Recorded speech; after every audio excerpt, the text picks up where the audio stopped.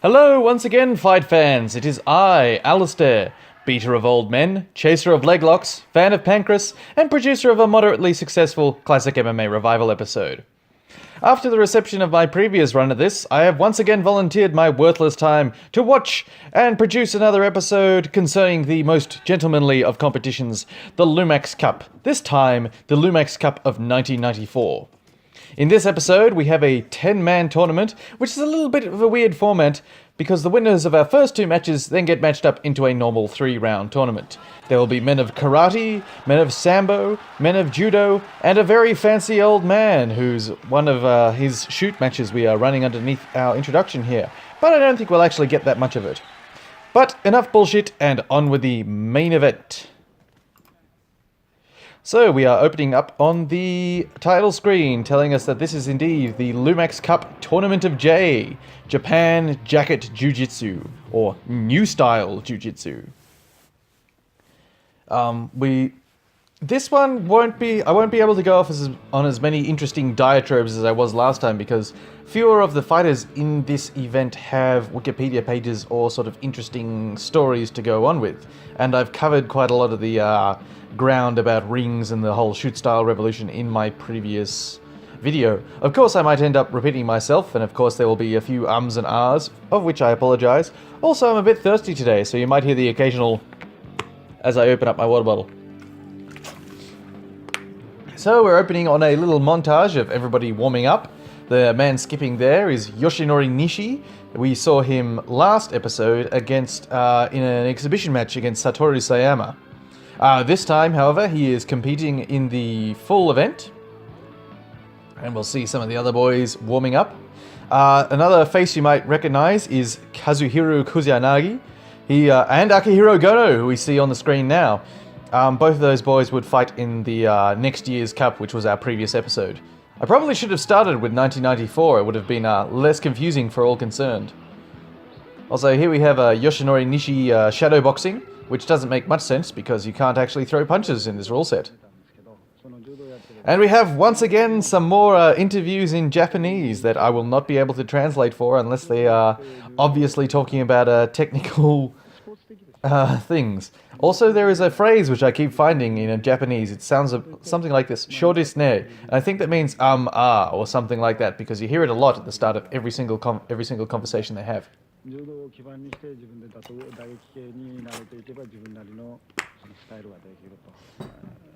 So yeah, we have a 10-man tournament today, which is a bit of an interesting format. So a fair few of the fighters get a bye, and then the winners of those first two matches get thrown into a normal 3-round 8-man tournament format, which is a bit unfair on those guys, but I think they sort of seeded everybody before, so sort of the people who had less chance or were less named were stuck in those first two matches, which is a bit unfortunate for them. Yoshinori Nishi is talking about stylo.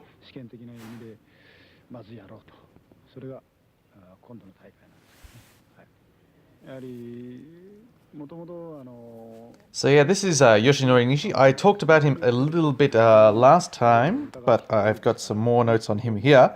Yoshinori Nishi was born in 1955. He competed in rings and other kudo competitions, as well as judo and kyokushin karate.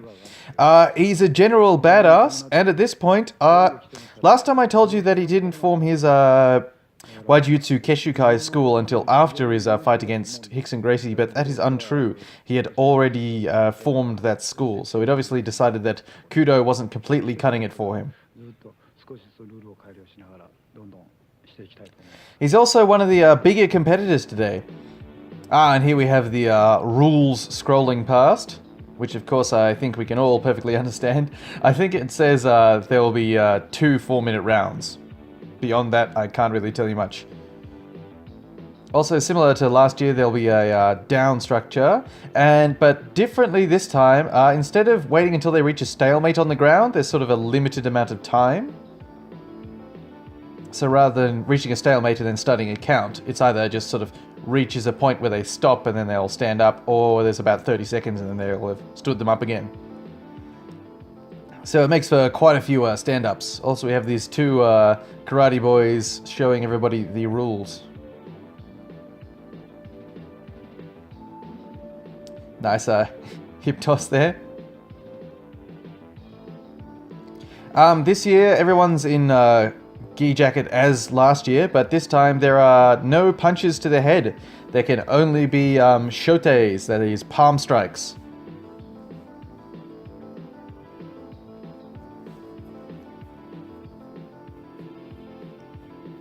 There can, of course, still be kicks, but you can see that really changes the game because people will be punching to the body and gripping, but there's a fair few less strikes to the head.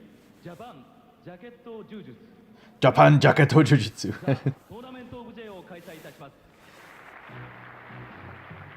So here we have our fighters. They'll be walking out in just a sec. After some J.J. Abrams lens flare. Takeshi Tanaka, born 1973. Karateka, as you can see, and would only fight in this year's Lumax Cup.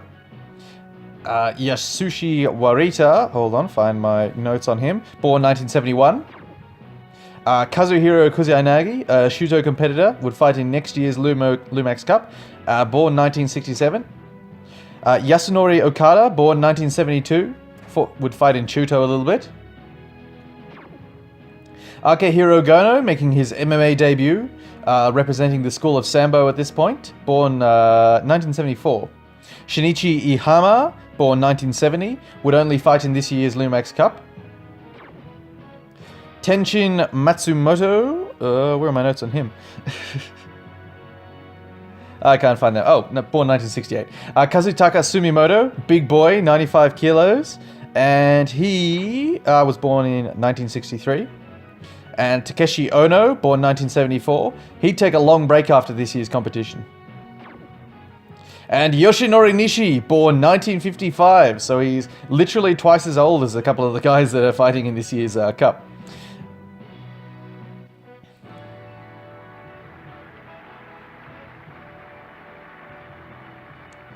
So here are our competitors in their varieties of gis and kurtkas and whatever else.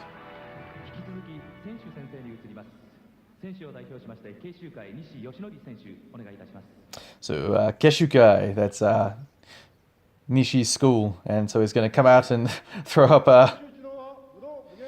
a Roman sort of salute and pledge to compete in some sort of sportsman-like manner, I believe. I could be completely fucking wrong there.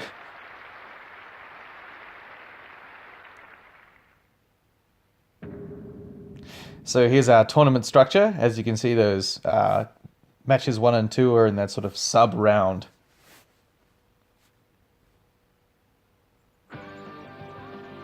So we have Akihiro Gono versus Yasunori Okuda. Both weigh about the same.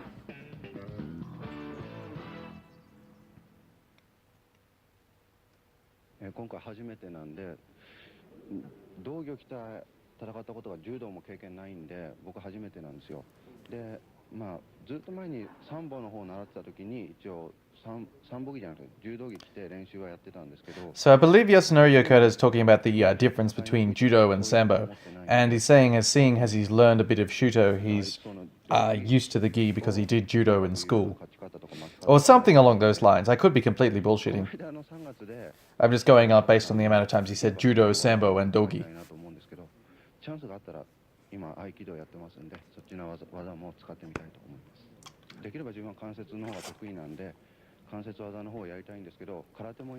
He's also said newaza and kanesetsu a couple of times, so he's talking about groundwork and bone locking. And I have absolutely no idea who this guy is. But he's some dude in a suit, so he's officially involved somehow. A couple of people's coaches would be interviewed, so perhaps he's Okuda's coach, or maybe he is a representative of Shuto, but beyond that, I can't really tell you.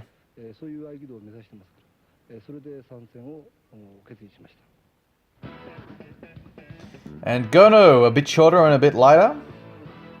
Also a little bit younger than Okuda, 2 years younger.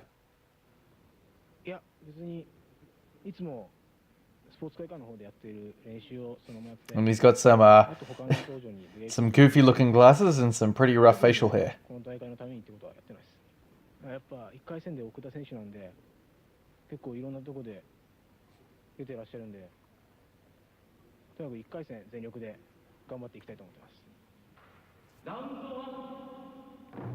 And here we go. Low kick followed by a shote from Gono, and he's gone for a lateral drop there and managed to finish it. Nicely done. But he hasn't kept control of Okuda's weight, and he's jumped on a leg lock because he's a Sambo practitioner, and it's the 90s, and during the 90s, Sambo was all about leg locks for some reason. Of course, I could again be bullshitting, but based on every sort of Sambo tape I've seen from people who were famous in the 90s, there's a lot of leg locking. Problem with leg locks is, of course, you accept bottom position if you don't manage to keep control of the other person. And so now, Gono is on the bottom. And we've seen the fairly quick stand-ups that will be a hallmark of this year's Lumax Cup. And we got one again. Lazy entry to the clinch there. Nice throw from Okuda, but he's in danger of giving up his back. But he's managed to shift around to scarf hold. Well, he tried to jump over to mount, but he's been caught up by Gono. And Gono's fed himself under to attack the far leg. And now Okuda's dropped back for a straight ankle lock. Thinking about a heel hook. Yeah, he's definitely thinking about a heel hook the way he's reaching with his forearm, trying to wrap the foot. But now Gono's got the leg weave in, and the ref has stood them up.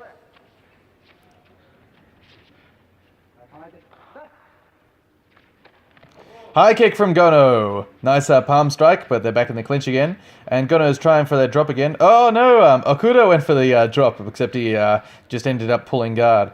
He's gone for an armbar there on Gono, and he's going for a short neck scissors. And he's, of course, going to miss that. Oh, Gono's gone for a knee bar, and he's started the leg lock fight again. And now Okuda's grabbing a toe hold, and he's got the figure four grip locked up. So he's bending Gono's foot, and he's put the toe in the butt, and Okuda has tapped Gono with a toe hold. So, like I said last time, that's like a hamburger taking a bite out of you when you leg lock a Sambo practitioner. And Gono is not happy about that, because he's the Sambo guy. He's supposed to be good at leg locks. Catch! And our winner is Okuda. So they'll shake hands, and Gono will limp off and think about that high kick which he nearly hit, and so he'll throw that out next year. Gono got hurt every time he's competed in this. I don't know if he was in the 96 one, that might have to wait until we see it, but he got his arm broken by Enson Inoue, and he's gotten a limp off this toe hold here, which is pretty gnarly. His foot was turned all the way around, so I wouldn't be surprised if there's some knee damage. Yeah, look at that, toe right in the butt.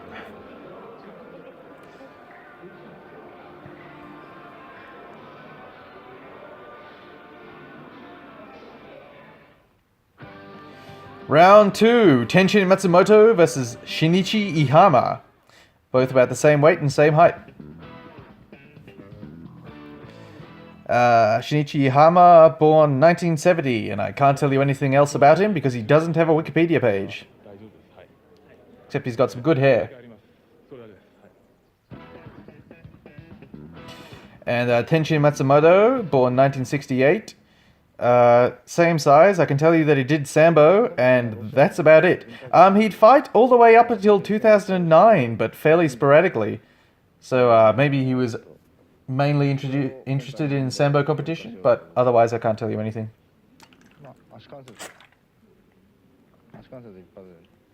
Ashikana Setsu, he's talking about leg locking, so maybe he thinks that's his strength, because he's a Sambo guy. And he's got a knee brace on. Low kick, middle kick, and a lazy double leg, but he's gotten that on Shinichi Ihama. And Ihama's shoved him back to guard. So maybe Ihama's a jiu-jitsu guy. Brick, being stood up.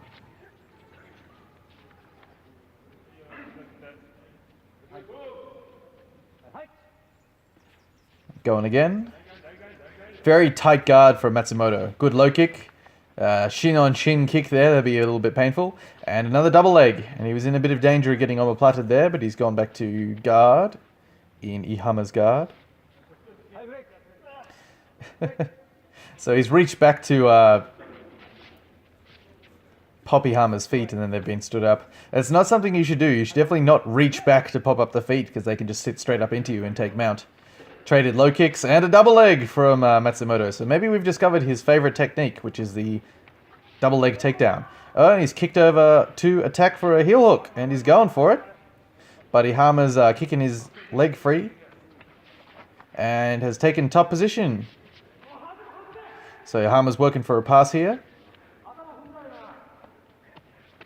And Matsumoto shoved him back into leg weave, and he's going to go for another leg lock. He's thinking about a heel hook. Oh, going to switch to a toe hold. And they've been stood up again.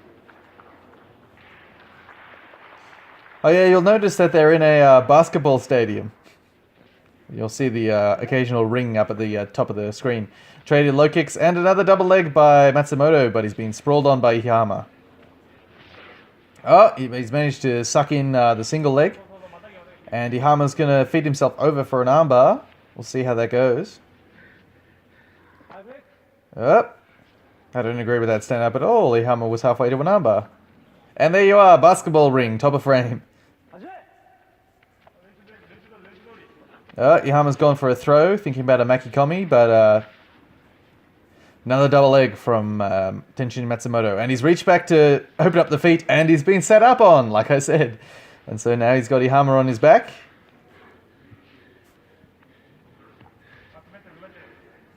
And they're nearly out of the open tatami area here. Yeah, they're about to fall off, and they've been broken and stood up.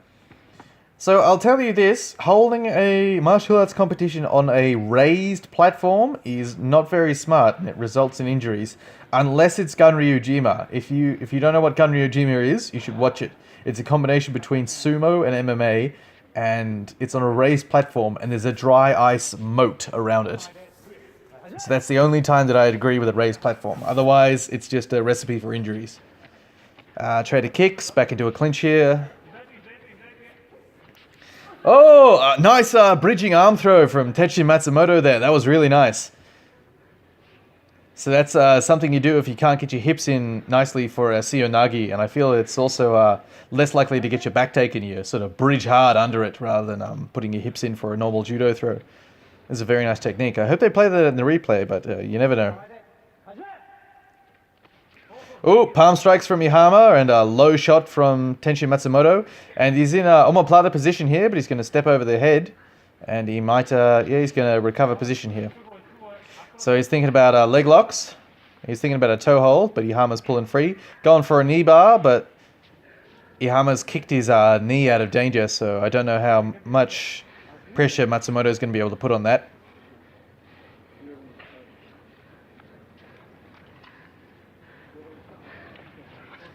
Nothing going on there, really. Nicely done, Ihama recovering his knee there.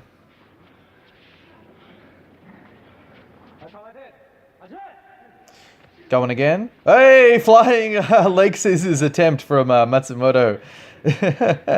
But he didn't have anything to grab onto, so he just sort of ended up flopping on the ground in front of Ihama. So, and now Ihama's going to scarf hold.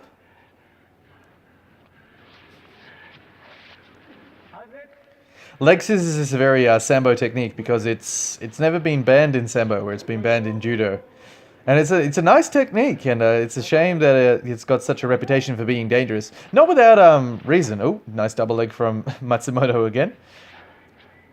Because you can do people's knees in with flying leg scissors, but it's a great leg lock entry, so no wonder Matsumoto likes it.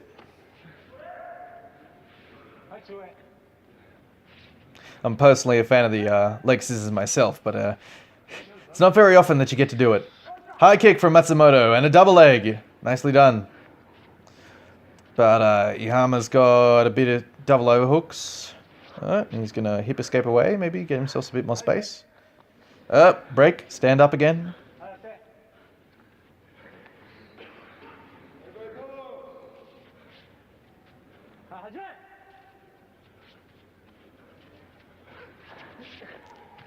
Fake leg kick from Matsumoto to enter the clinch. And Ihama's sort of gone for a flying armbar there, or possibly pulled guard. I don't know what it was. Whatever it was, it wasn't very pretty. And Matsumoto's working the pass as Ihama tries to shove him back into guard. And that's the end of the round.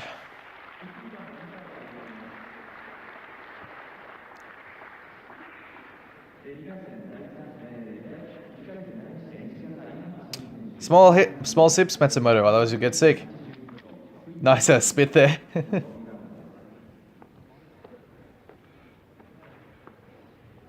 Ihama looks a little tired, so does Matsumoto. Round 2.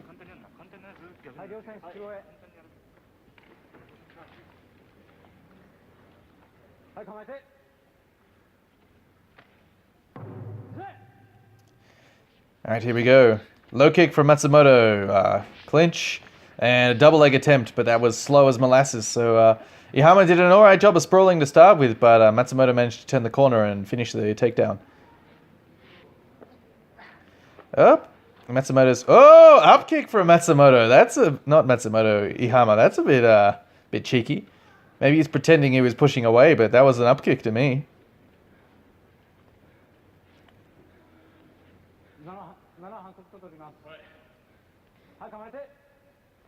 So the refs had a quick word with him about that. Inside low kick from Matsumoto into another shoddy looking double leg, but they're working for him.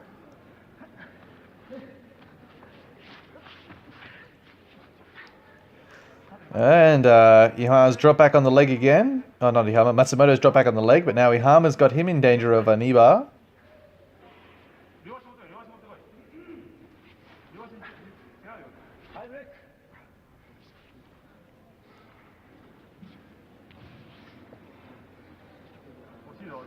Being stood up again.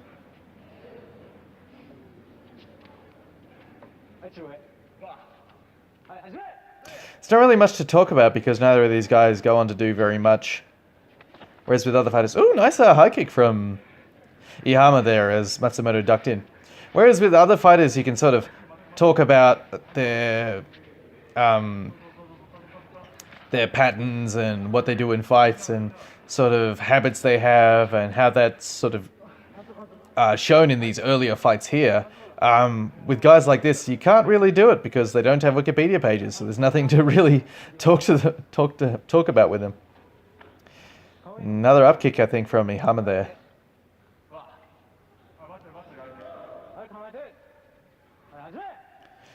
Told to fight again. Shin on shin kick again. Very shoddy single leg from Matsumoto there. And he's in prime triangle position if Ihama does something smart, but I don't know if he's actually going to. No, he's gone to an elevator hook sweep, but he hasn't finished that. And Matsumoto was thinking leg lock again, and they both look very tired.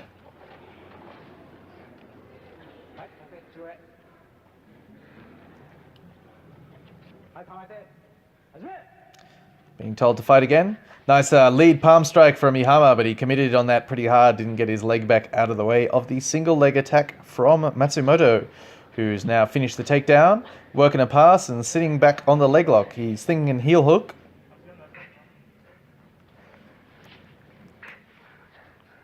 But he's not able to get the torque. And they sort of seem to have stalled out here. It's a shame we don't have more camera angles because I can't really tell you what's going on the other side. But Ihama's working escapes. And Matsumoto's fed himself onto the other leg for a knee bar, but he's now lost it and he's being passed by Ihama. And they're being stood up again. Both looking tired.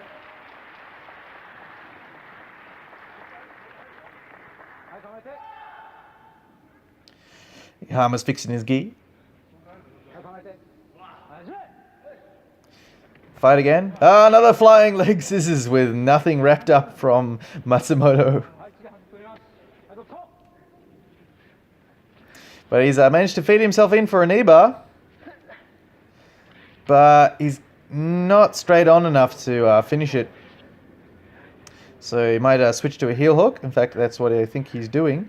But Ihama's kicking himself free from Matsumoto's leg lock attack. So I don't think we'll see much going on here. Just pull yourself further up his leg so you can keep attacking. Got to keep control of his knee, otherwise you're, just going to get broken and stood up. Polite applause from the crowd. Probably for that sick flying leg scissors attack. Kane Basami, crab scissors. Don't know what it's called in Russian, considering it's more of a sambo attack than anything else these days, because it's banned in most forms of competition. Oh, lazy double leg from Matsumoto, but he's managed to suck in for a single leg. And Ihama's 90% of the way onto his back. Might be thinking gi choke. Maybe not. Break, being stood up again.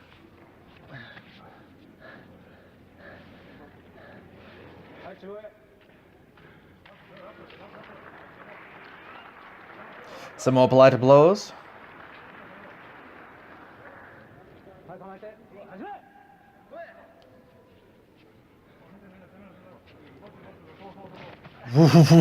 That was god awful.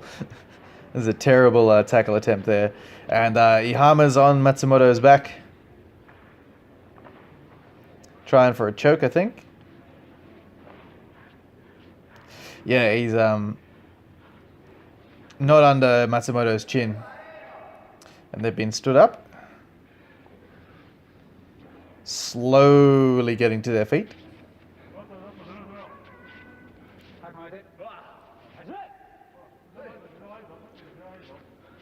Very tight guard from Matsumoto.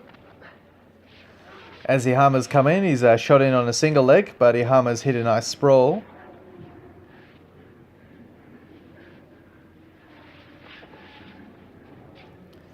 Good front headlock from Ihama, staying nice and flat.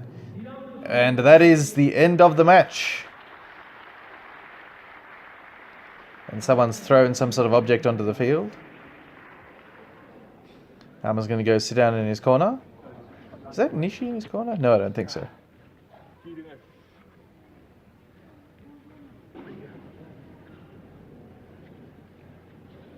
Can see in the background the big drum they use as a round bell.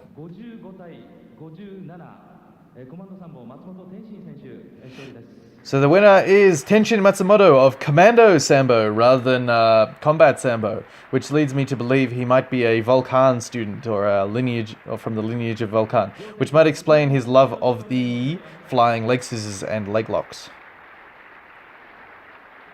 If you don't know who Volcan is, you should Google him. Alright, so our winners of our sort of preliminary round are Yasunori Okada and Tenshin Matsumoto. And here we have Yasushi Warita versus Takeshi Tanaka.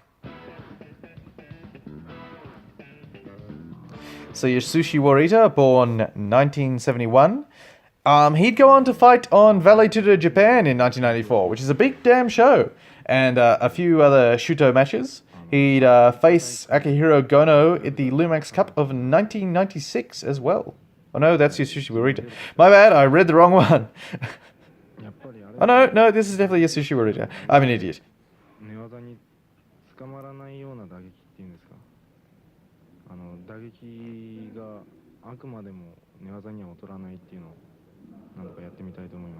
And he's also got some rough glasses. And I don't know who this guy is, but he's another manager of some kind. He's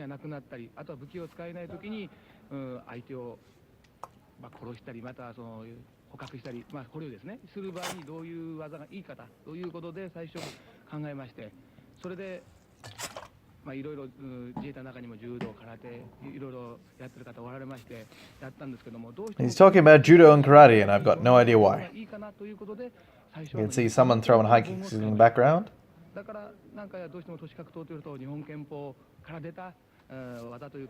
Kenpo, karate, got nothing. どうしても日本憲法的なその要素の強い都市格闘技というようなイメージあるんですけども、実際は自衛隊独自で近世戦闘ですね、自分を守る、また相手をこう殺傷させるための技ということで考えられた技なんです。Just waiting for the fight. やってるんですけども、我々の都市格闘は剣王会ですねはもう初心者はまず防具、基本から言って防具ていくと。その後その人の素質を持ってグローブとかですね、また今回の大会みたいな総合格闘的なその全部ある何でもありという技にこうグレードアップするというのがうちの趣旨でやってますけども。And Takeshi Tanaka, who's a little bit heavier, 90 kilos, born 1973. He was a karateka, and you can see he's got a little bit of a cut or a bruise on his nose, and you see his coach a little bit later, and he's got a bit of a marked up face too. So I'm thinking that he's either a Kyokushin guy or one of those sort of hard style karate guys, because he looks pretty beaten up, and this is his coach here, who looks even more beaten up. He's got sort of ears that have had stuff done to them, and a broken nose, and lots of gi burn and shit all over his face. So I think that was a hard school. Talking about newaza, so groundwork. So maybe we won't just see karate from Takeshi here. Round one. So Tanaka's in the long sleeves and Warita's in the short. Trade of kicks here from our two karate men. Oh, single leg attempt from Warita, but Tanaka's pulled on a guillotine there, and then he's gone to guard. Oh, and Warita's thinking straight ankle lock here. And he's going hard for it, but his hands are too far down his body, so he's not going to be able to get the torque on the ankle required to make it a serious lock. And now he's in a bit of trouble because Tanaka has something on the other side that looks extremely painful from the face that Warita is making. I'm thinking it's either a heel hook or a straight ankle lock, and we'll see when he turns over. We can see most of the foot on the bottom. So yeah, that was a gnarly straight ankle lock from Takeshi Tanaka there. So he did have some newaza skills, as mentioned by his coach. And a very slow get up from Yasushi Warita. And a bit of a limp. And a look at that stone cold eyes of a killer there.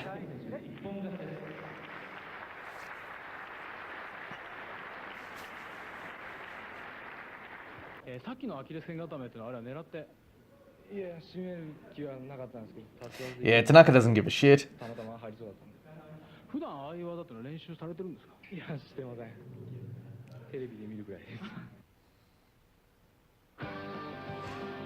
Alright, Yasunori Okada, winner of our first match, versus Kazuhiro Kuzainagi, a Shuto competitor, who's fought a bit of a who's who of sort of Shuto guys, including Carlos Newton, Larry Papadopoulos, and Larry Papadopoulos is an Australian MMA pioneer, fought a little bit in Pancras before moving to Shuto, and Todd Bjonatham, who's a student of Matt Hume, one of Matt Hume's first students, who also fought in Pancras. They after the first King of Pancras tournament, they both moved to Shuto, where they fought Kuzainagi. But Carlos Newton's probably the biggest name on Kuzainagi's record, but that was a loss. And here we go. Low kick from Kuzainagi. Entry, hip throw attempt from Kuzainagi. Hip throw attempt from Okada, and then back to the hip throw from Kuzainagi. That was really cool. Nice judo counter there. And now Kuzainagi's got mount, and he's feeding through for a forearm gi choke, which is nice and brutal.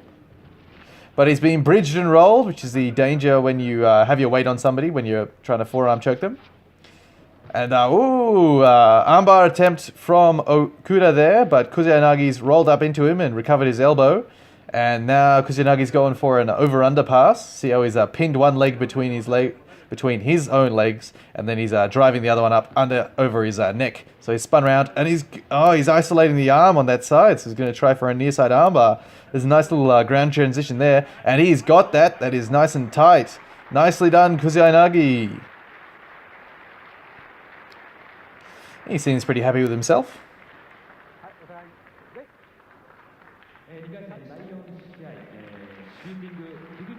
Shootingu. So Shuto fighter Kazuhiro Kusanagi moves on to the next round.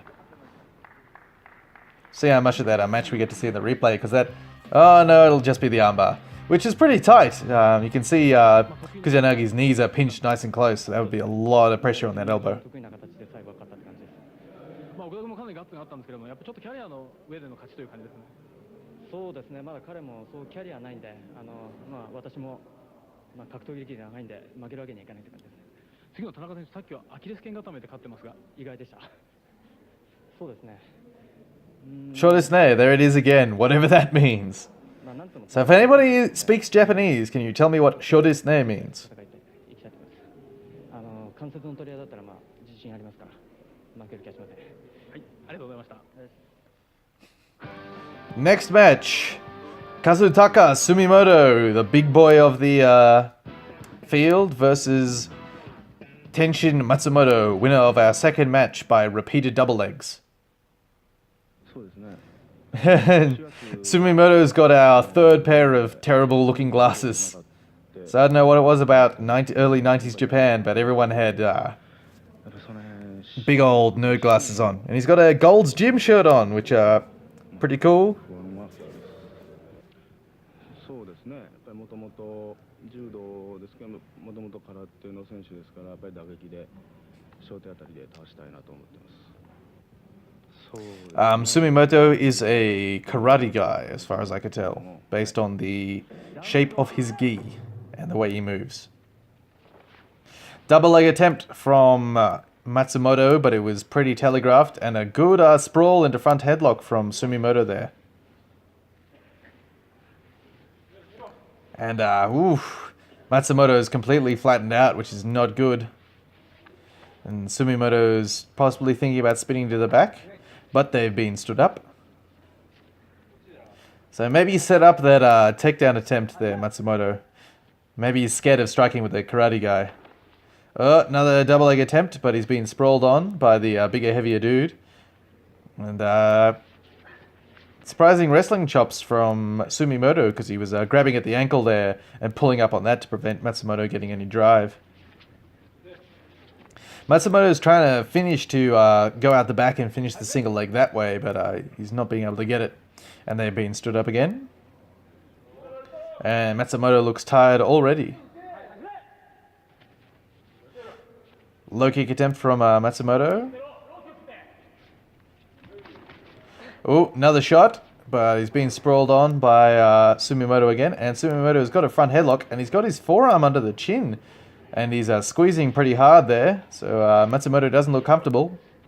And he's standing up and he's cranking on the neck, and that is a tap. Nicely done, Kazutaka Sumimoto. Good guillotine there. Well, I wouldn't call it a guillotine. Guillotine's supposed to be a choke. That was a neck crank. And noise of defeat from Matsumoto.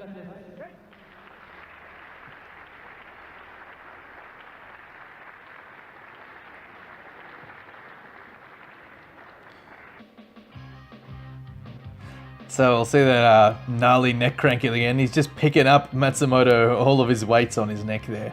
So that's pretty brutal.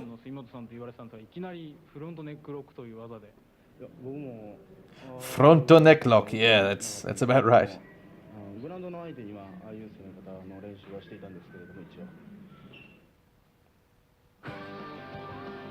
Yoshinori Nishi, our biggest star, versus Takeshi Ono. So Ono is pretty small. He's 75 kilos, so he's not the biggest competitor. He's 20 years here. After this event, he'd take a long break, but his fighting career would last all the way up to 2006.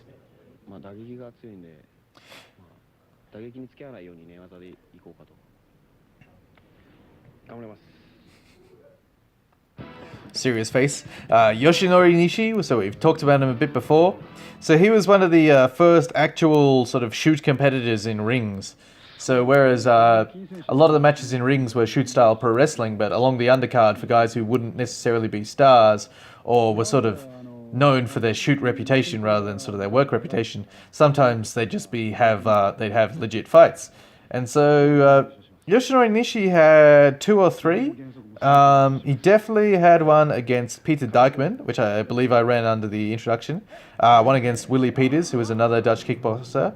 And then one more against a karate guy. Interesting front kick into single leg. A nice single leg there from Takeshi Ono, but he's in a rear triangle attempt from Yoshinori Nishi. And Nishi is much bigger. He's got about not quite 20 kilos on him, about 15. Yeah, as you can tell. Oh, back to their feet. Yeah, Nishi was a solid dude, even though he was sort of pretty old. He was always athletically built. Oh, bitch slap off that front kick. Another single leg attempt from Takeshi Ono, and Nishi picked up the leg to sort of stop the drive, and now he's gone to side back. And he's going for a gi choke. Maybe think about a bow and arrow choke on the other side. Oh, now he's got to worry about the low single, but he's pulled his leg free. Still trying for that gi choke, and he's rolled Takeshi Ono over. Thinking about an armbar. Going for a Kimura grip there. Excuse me, a little burp. So he's just riding on poor old Takeshi Ono, and a little body punch. And he's caught up in half guard. Ono's gone to knee shield and pushing away to recover guard, and they've been stood up. So yeah, there's a bit of a size difference here. Fake rear kick from Ono into another single leg. And he's gone to a dump finish, but... Well, I don't know if the official terminology is dump finish, but he's ended up in another rear triangle attempt from Yoshinori Nishi. And Yoshinori Nishi is trying here.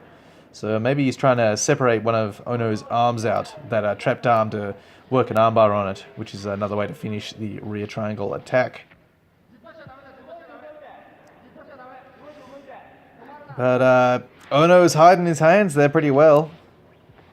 So Nishi's twisting up and over. Oh, and Ono's recovered his head and popped out.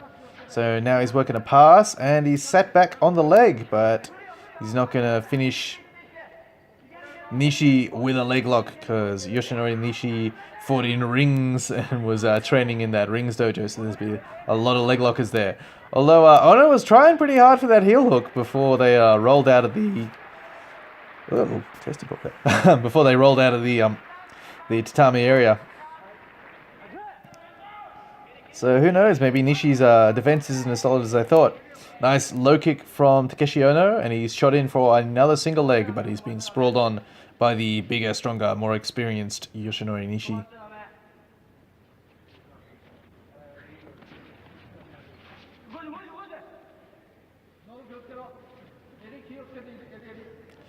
And he's got the back. He's got single back hook, and he's trying for a face lock. Won't call it a rear naked choke because he is not under the chin. But he's in danger of being rolled off onto that side, and it doesn't even matter about that because the ref has stood them up.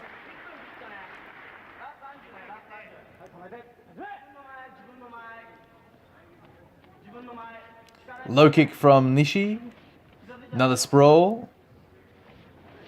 Oh, nice turnover there. That's a bit of a high-risk move because there's always the danger that the person won't roll with you, but that was nice and pretty. Now he's punching under the head through the armpit, so he's maybe thinking neck crank, and they've been broken and stood up. Still, that was a nice turnover.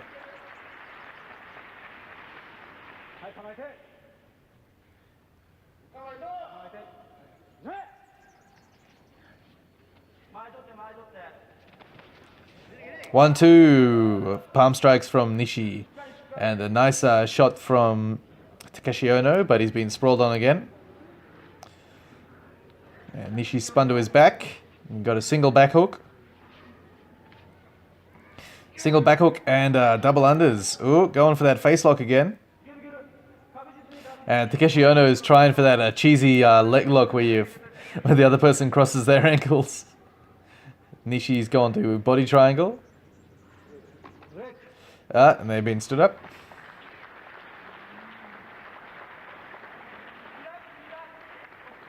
So Ono's doing all right for the lighter, less experienced dude, but he's outclassed here by Nishi.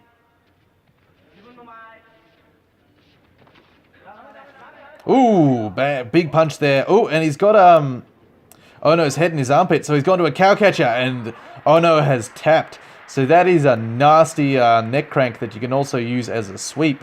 I call it a cow catcher, some other people do, but you'll also see it referred to as as either an exorcist or a crucifix.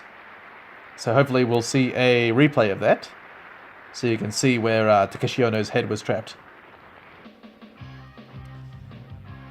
Ooh, big shote on the ground there. Yeah, so you see how Takeshi Ono's head is trapped in Yoshinori Nishi's armpit. So if Nishi gets double unders, he can sort of put on it's the same sort of motion as a full Nelson, if that makes sense.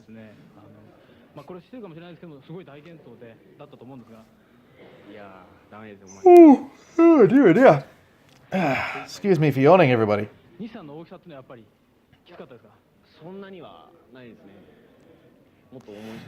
So I've got an interview with the losing guy here, but Takeshi Ono did alright, and after this fight he'd go away and work on some stuff before coming back to MMA. I don't have his final winning and losing record, but he would keep going all the way up until 2006, which is pretty impressive. He would be 42 at the time of his retirement.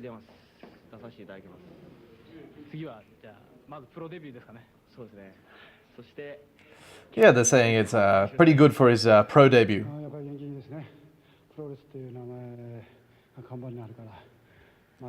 Yeah, Nishi looks a little bit tired after working with the younger, more athletic guy, but Nishi had some exciting sort of shoot style and shoot matches in rings. His two definite shoots against Peter Dykman. Well, the Peter Dykman fight was just absolute domination because he just submitted a guy who didn't know anything on the ground. And I hope I ran that one underneath the introduction. And we have his match against Willie Peters was back and forth. So Peters dropped him off a knee to the face as Nishi was trying to stand up. Nishi got him in a knee bar for a rope escape. And Nishi got the final point of the match by beach slapping Willie Peters with a counter. And we will take a break there.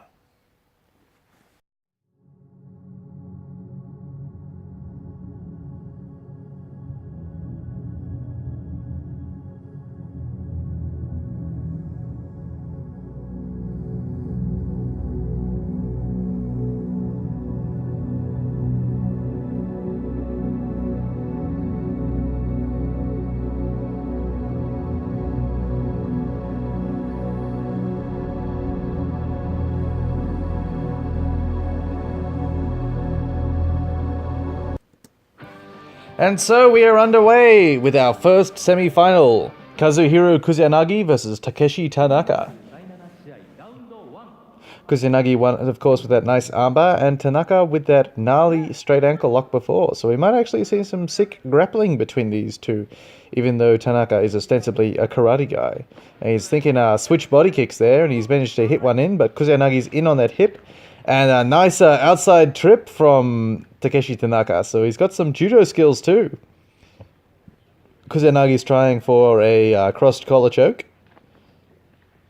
Of course, giving us a chance to look at Tanaka's sick biceps.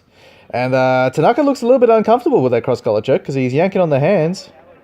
But he's managed to knock it off, so he's not in danger anymore.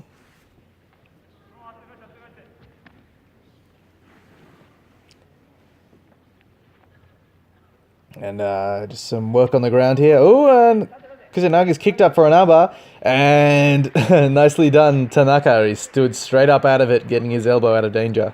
And they've been stood up. So we're underway again. Nice, solid low kick from Tanaka there.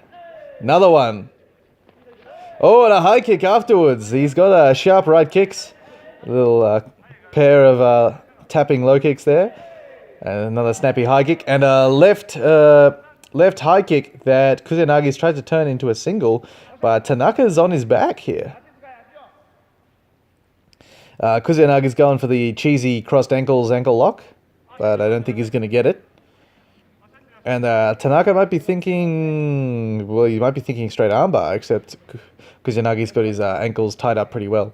So he's gone to double underhooks. Oh, yep, and he's going for that armbar. But he's definitely not going to get it from this position. Kuzenagi's got his shin involved. So I don't know if Tanaka will be able to keep him adequately secure to straighten out the arm and finish the hold.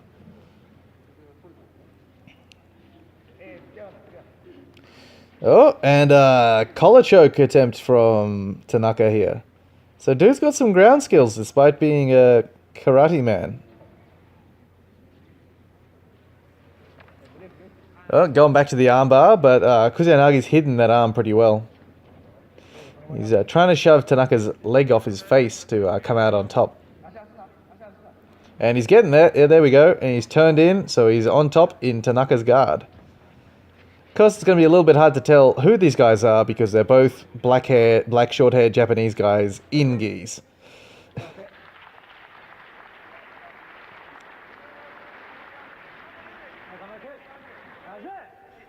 And we're going again. Lead hand slap from Tanaka. Thinking about another one. Good solid low kick. And Kuzenagi's going for a hip throw there. And Tanaka tried to counter it, but then Kuzenagi just fell straight into him. So managed to take top that way. And Kuzenagi's thinking leg lock, the way he's sitting back. But he's decided to come back up. He's working a pass. And Tanaka shoved him back to guard. And Kuzenagi's going for the leg lock again, but Tanaka's got a hold of his gi, so it's going to be very difficult to finish. Oh, he's going for a heel hook. And Tanaka's turning out of it. And he's going to try and free his leg out from underneath Kuzenagi there. Although we'll see how he gets. Oh, nothing much going on there, and they've been stood up. Tanaka looks very calm. Nice right middle kick, but Kuzenagi shot a nice double in afterwards. So Tanaka's caught him up in half guard, and he's thinking guillotine, but Kuzenagi's pulled his head out. Going for that cross-collar grip again, which we saw last time Kuzenagi fought against Okuda. He's changing it up this time, probably going for the same sort of collar choke he was trying to start with in this match. He's managed to pass to mount, but that is the end of the round. So that was a good little round. We saw some nice striking from Takeshi Tanaka. Good couple of takedowns.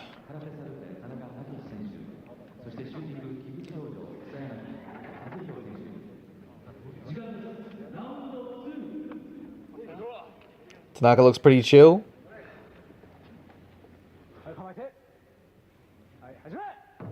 And we're fighting again. Nice low kick from Tanaka. And he's thinking about a pair of body punches. Another low kick, followed by a middle kick. Oh, we're into a bit of an interesting clinch here. Attempted a neck wheel from Tanaka. And Kuzenagi managed to get that hip throw with the belt grip, although he was looking a bit dangerous there. Tanaka's going to a basic face crank. This is just a bit annoying. And Kuzenagi's managed to pull his head free out of that. So now he's going to see how he... Now we're going to see how he works from top half guard. And he's going for the arm there. It's very greedy. And I think that Tanaka's going to get his elbow free and take top position.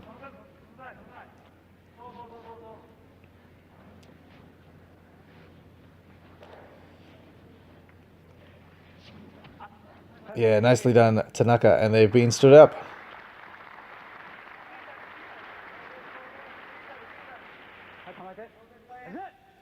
Going again. Ooh, exchanged body punches there. Good sprawl from Tanaka. And he's thinking armbar again, probably, the way he's setting himself up there. Oh, and they've been stood up again.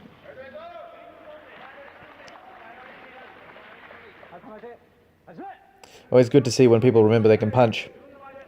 Nice low kick from Tanaka. Nice middle kick, that must have stung. But good double leg afterwards from Kuzenagi. Somebody's early 1994 mobile phones going off. Oh, and they've been stood up again because no one wants to see the work from guard. Very shit shot from Kusanagi there, and now he's got Tanaka on his back. And Tanaka's getting both hooks in. Kuzanagi's trying for the cheesy ankle lock again, and Tanaka's working for a choke. Maybe thinking about a gi choke, perhaps.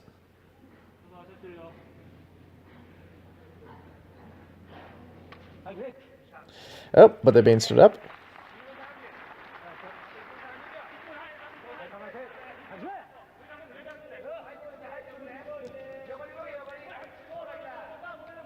Nice distance closing from Takeshi Tanaka there, but Kuzanagi's managed to get a double leg. I'm always amazed the way karate guys seem to sort of just fade into punching range, because they'll be sort of bouncing around the outside, and they'll bring their legs in and step in very nice and deep while planting with their rear leg.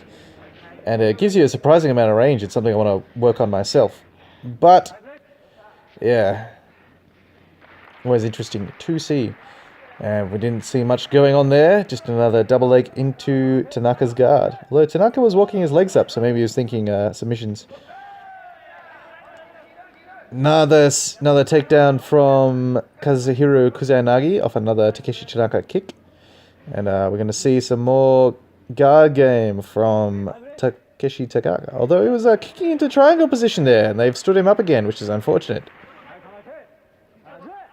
Fighting again. Rough low kick, beach slap from Tanaka, and that wobbled Kusanagi. And they've been stood up. So that was a solid bitch slap, because that wobbled Kusanagi, and he was panic shooting afterwards. And he was just stuck on the ground. Another lead hand strike. Good low kick from Tanaka. And Kusanagi saw that one coming, so he shot in another low single, but Tanaka seems to have gotten a decent front headlock, so I don't think he's going to get this one. Yeah, he sprawled down on it well, and that was a rough attempt at an armbar there. He really missed that up, and Kusanagi managed to roll up into him, but they didn't get much going there. So, backstanding. Non-committal front kick from Tanaka, and he's jumping on another armbar, and Kusanagi is hiding his arm as best he can to prevent Tanaka from pulling it free.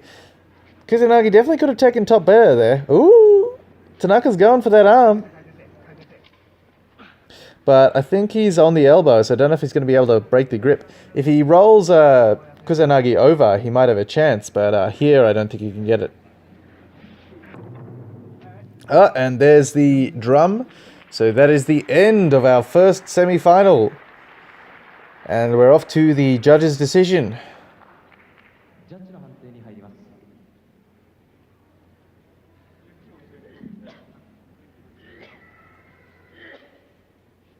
Someone's having a coughing fit.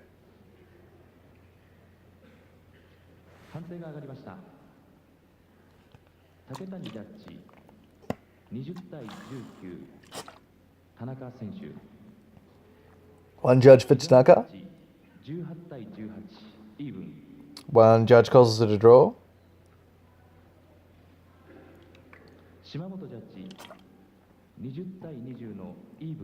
And the other judge calls it a draw.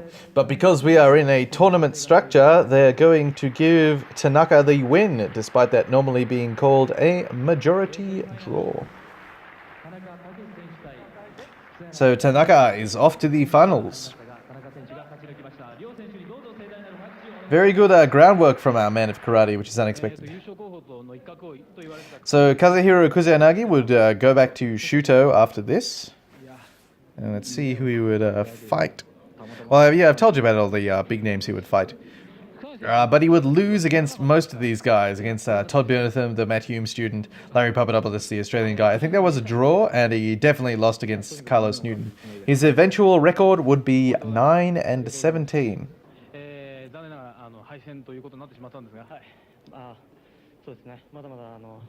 But I think that was more of a result of sort of the Japanese matchmaking thing, where they see you have talent and then they just throw you against all the other hard bastards who are beating everybody. and hope that you stick rather than bringing you along like a normal prospect. どんな大会でも上に狙っていくのは難しいと思うんで、それでまだ自分の力が足りなかったと思います。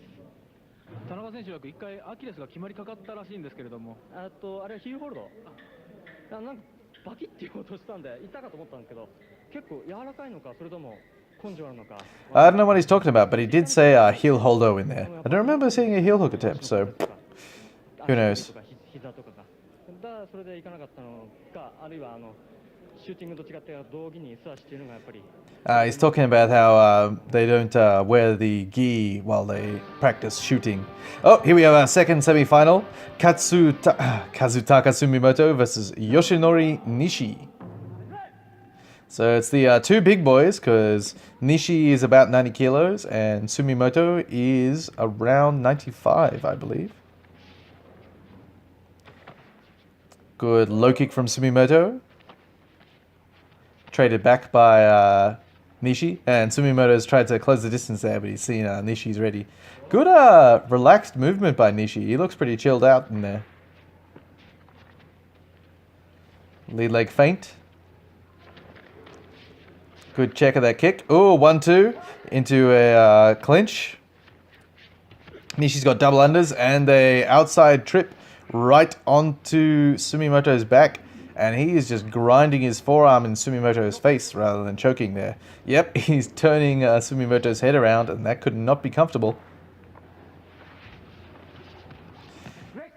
But Sumimoto managed to roll him off the back, and they've been stood up.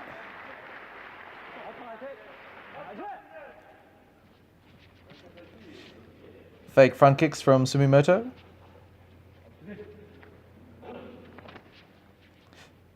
Inside low kick, although I think he hit Nishi's knee there, so that would be uncomfortable. 1-2 from Sumimoto, wide swinging bitch slaps. Oh, another 1-2 from Nishi on that off that inside low kick, and now he's got a clinch.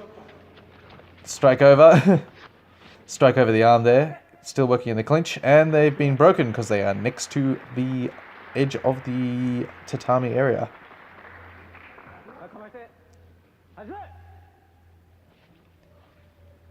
Rubbish low kick attempt from Sumimoto. Slightly better one with a nice strike afterwards. Oh, Yoshinori Nishi threw Sumimoto off the edge there. Maybe something in Nishi's eye. 1-2 bitch slap and another outside trip. It looked a bit like a rock bottom there. He's got a solid crossface, and he's making Sumimoto carry his weight.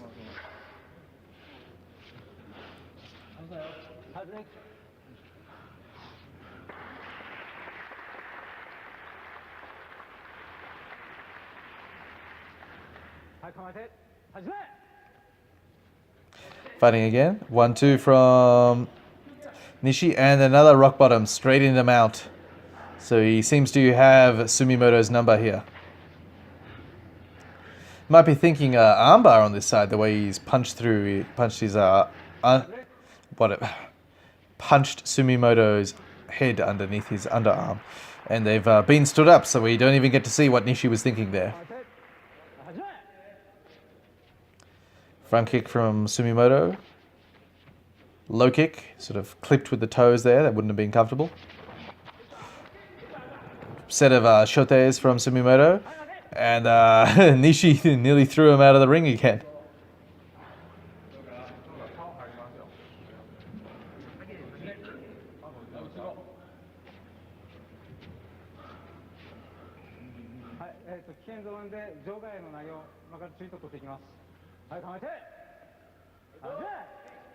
Fighting again.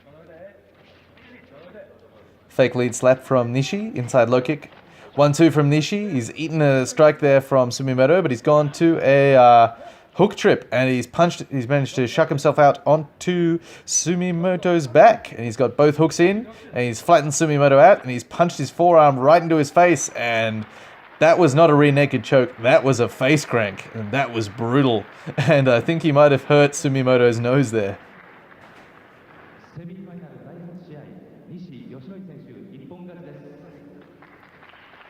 So if there's one thing that Kudo is, it is brutality. I think that's the one way to put it, because you're wearing a gi, but you can headbutt, you can elbow, and despite wearing the mask, everything's very, very hard, very kyokushini, if that makes any sense.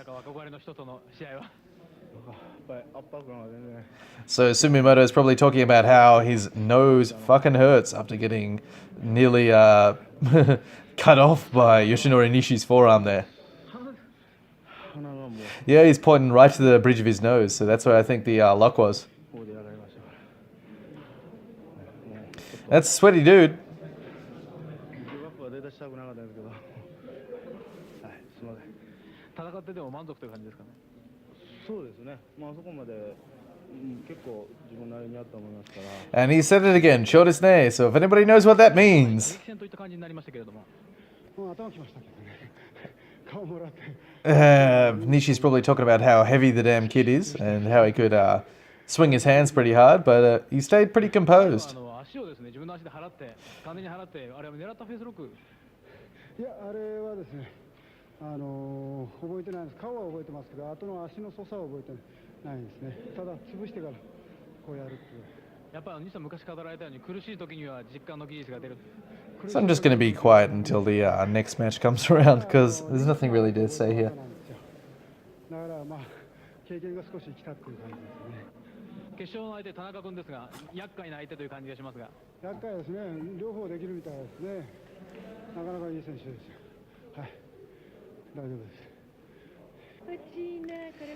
Oh, we have Yoshinori Nishi's wife and his spawn, who's a fat little child who is obsessed with the microphone and its fluffiness. ねえ、もうお腹が痛くなりそうですね。りんたろうくんね、パパ頑張れって。パパ頑張れって。あ、食べちゃダメだ。 And who wants to eat it? There you go. So here we are, the finals of A Block and B Block. It's Yoshinori Nishi versus Takeshi Tanaka.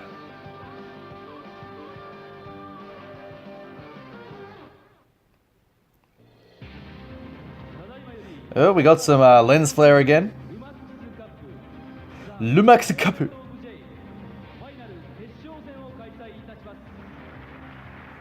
Got some late 80s, early 90s synth going. Just to hype us all up.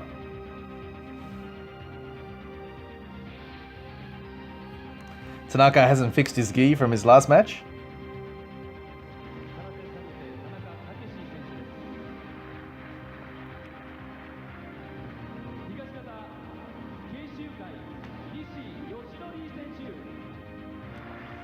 And here comes Yoshinori Nishi, venerable old dude.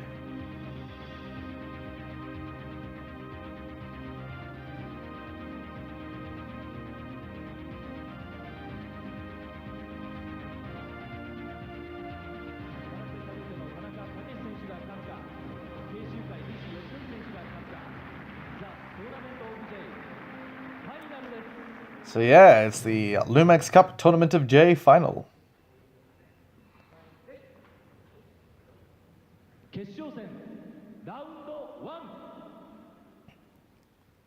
Boys shake hands and they're ready to go.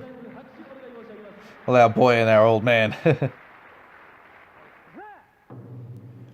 Alright, here we go. See, Tanaka's bouncing on the outside. Good low kick.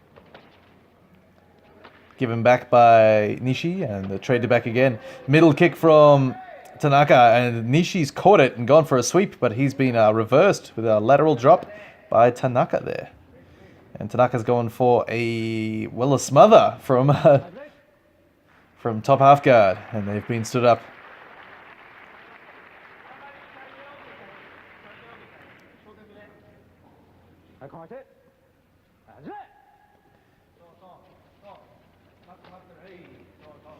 Switch low from Tanaka. Checked kick. Shin on shin there. Into the clinch. Clinch knees from Tanaka. Those are quite nice. But Yoshinori Nishi's caught one and hit a takedown. And they're going to let this go, but... Oh, yep, they're about to fall out of the ring, so they've decided to stand them up. So Tanaka might have the edge on the feet here. Another low kick. Beach slap back from Yoshinori Nishi into the clinch. And Nishi's got an overhead grip going for a throw. But he's messed it up, and now he has got Tanaka on his back. So there's the danger of many a judo technique, which would score you points, would score you a wazari in a judo competition, but they will end up with the opponent on your back in a choking position.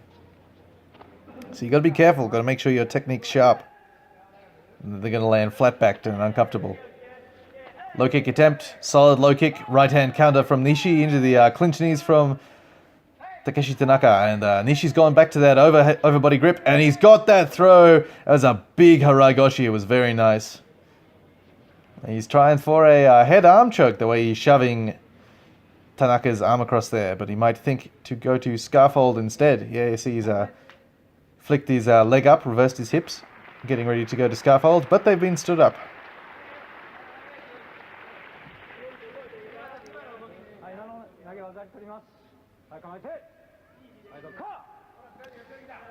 Fighting again. Kick attempts from Tanaka. Double kick there. Oh, and rather than get kneed in the face, Nishi dropped back on a leg lock, which is very interesting. And so we'll see his leg lock chops here. Because we saw in that exhibition sparring match, he had a nice cross heel hold on Satoru Sayama, but as for what else he can do, I don't really know. Oh, he's stacked up Takeshi Tanaka, so Tanaka's not going to be able to finish any leg locks. And, for as long as he's sort of bent up in half here. But he's got Nishi's leg at an uncomfortable looking angle.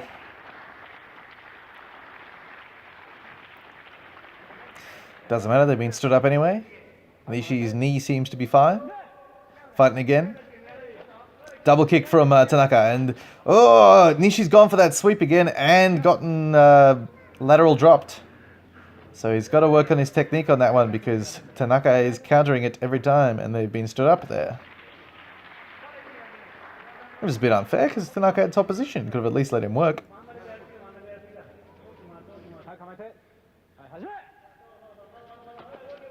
Low kick from Tanaka. Another low kick and a bitch slap in response. 1-2 from Tanaka. Front kick. Nishi's going for that sweep again. At least he managed to get guard this time. Yeah, palm strike from Nishi. Oh, razor arm lock attempt.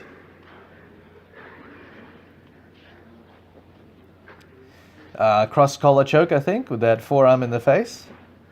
Maybe he's thinking of switching off to an armbar later.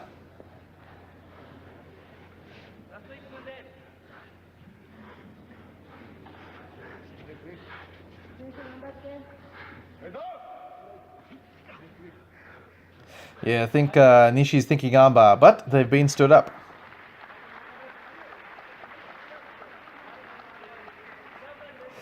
Tanaka's losing his sponsors on the back of his gi. Fighting again. Tanaka's very light on his feet. Nice low kicks. Good right hand from Nishi, but he's eating some solid clinch knees. He's going for another throw. He's managed to get Tanaka down here, and he's gone to scarf hold. So we'll see what he does from here. Might just pull on Tanaka's head and try and submit him that way. Nope, shoving the arm across, going for a katagatami for a head arm choke. But he's not going to finish it that way. Oh, and they've been stood up. Which I think is definitely unfair, because Nishi had a submission locked in there. Not that he was close to getting it, but, you know, there was work to be done.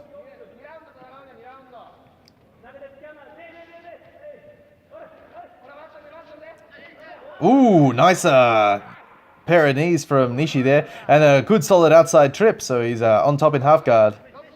Good, got the best of that stand-up exchange. Oh, and they've been broken. And that is the end of the first round of the final.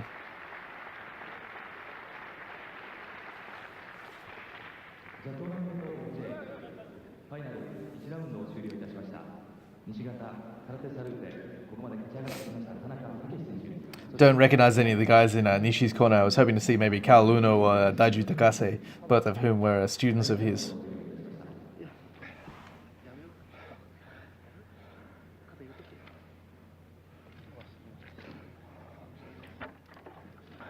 They both look pretty calm. None of them look particularly disturbed about what happened.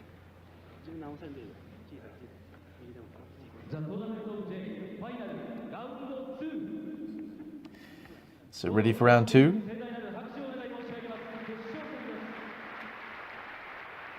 Applause from all the people in the basketball stadium. Low kick from Tanaka. High kick from Tanaka. And a pair of slaps that weren't very committed. Axe kick, but he's been kick swept and eaten a nice palm strike from Yoshinori Nishi on the when they've hit the ground there. That was really nice. I love seeing axe kicks and I love seeing kick sweeps. Oh, and the armbar attempt from Nishi, but Tanaka's going to roll up into him, I think. Yeah, he's going to get his elbow back. So he's recovered, so he's on top. And Nishi's reached over to grab the belt. Oh, and they've been stood up. That was a very cool little exchange.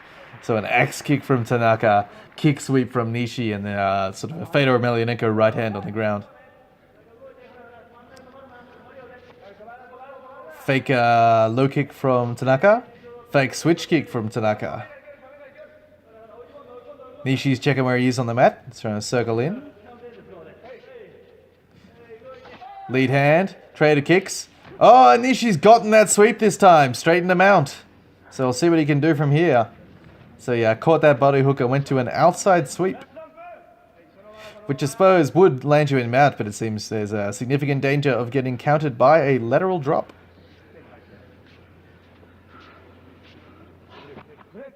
Up, and they've been stood up.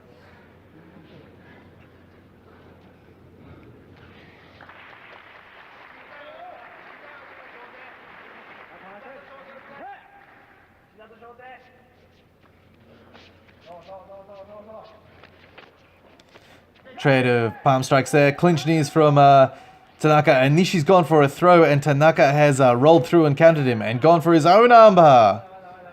But he's not deep enough, not close enough to Nishi's shoulder. So Nishi has recovered, and Tanaka's tried to switch his hips to go for the other arm, but Nishi has gotten a pass into mount.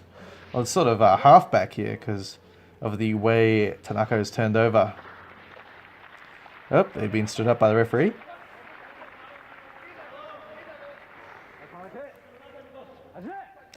Being told to fight again.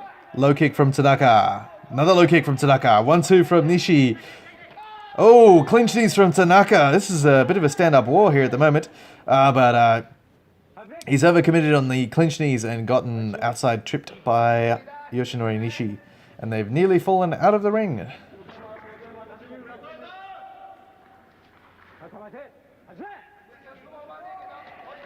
Low kick, right hand in response from Nishi. Clinch knees from Tanaka, and another outside trip from Nishi that nearly brained Tanaka on the outside.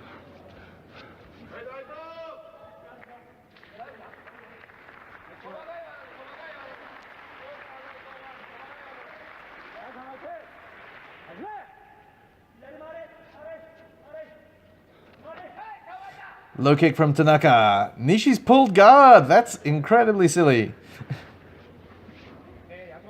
Oh, he's got an overhook, so he might be thinking triangle. No, he just seems to be holding on. Maybe he wanted a quick break. Well, they've been stood up. So if he wanted a break, that's what he's gotten.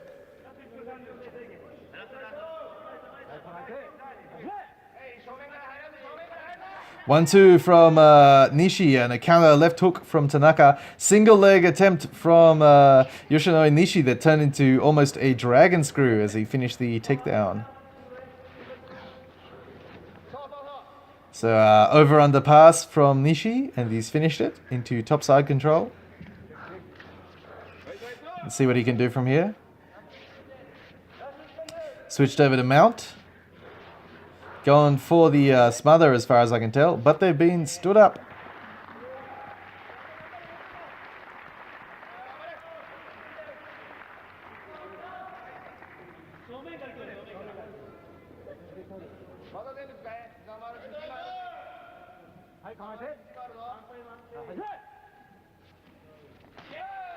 Low kick from Tanaka. High kick from Tanaka, and a flurry of strikes. Hard right hand from Nishi, and the headlock throw that he's missed. He's going to feed himself under for the knee, but Tanaka has kept him flat. And Tanaka's tried to pull himself into an armbar with his leg entangled. That's really cool, but I don't think he's going to get it. Nishi doesn't seem to be bothered about rolling up and out. He's just holding on to his grips there as Tanaka wastes energy on Nishi's elbow joint.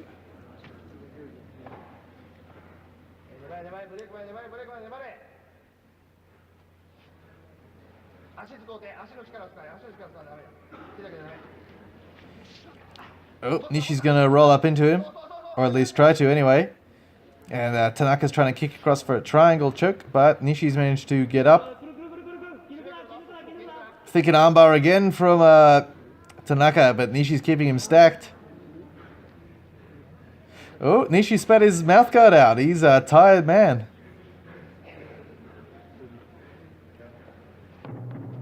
And that is the end of the match. So we are off to the referee's decision. Of judges, my bad. Oh, and Nishi has a bit of a... Oh, no, I think it's just sweat in the reflection of the light. I thought he had a bit of a cut above his right eyebrow, but he does not.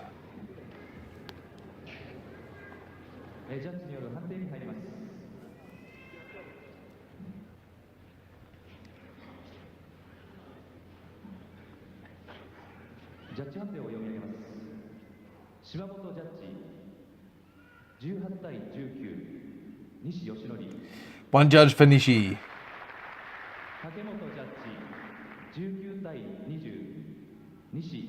Two judges for Nishi, so that'll be all of them. And Yoshinori Nishi is the winner of the 1994 Lumax Cup in a very nice match.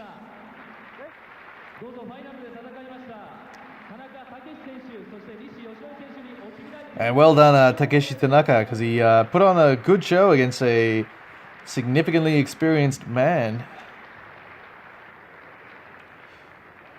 So, what would become of our boys here? Ooh, Tanaka's pretty shredded. Takeshi Tanaka would, despite putting on a great show, would never fight in MMA again, and I can find absolutely no information about him whatsoever. Yoshinori Nishi, however, would go on to get squashed in Vale Tudo, Japan, 1994 against Rickson Gracie, which is thoroughly disappointing because I think they should have stuck him in the other bracket. I think they were trying to knock Rickson off first, which is the same thing they did with Yoshihisa Yamamoto in the 1995 Vale Tudo Japan tournament. But rather than have Rickson fight his way through a bunch of guys and get tired and then face your sort of Japanese hope in the final, they threw the Japanese hope against him in the opening matches, and Rickson just beat him the way Rickson does by takedown and sitting on them until they gave up their back. Nishi did all right in that match. I don't remember him trying for a takedown. I think he pulled guard, not really knowing what Rickson was. Oh, here we got some replays. So there's nice clinch knees from Takeshi Tanaka into that great throw from Yoshinori Nishi. You see how he's gripped over onto the back of the gi. That's a real judo thing here. And he's a step through into that thigh sweep, we'll call it. And spun the wheels. Well, spun Tanaka's legs. And we'll see that sweep finally work for Yoshinori Nishi. And we'll see that armbar attempt.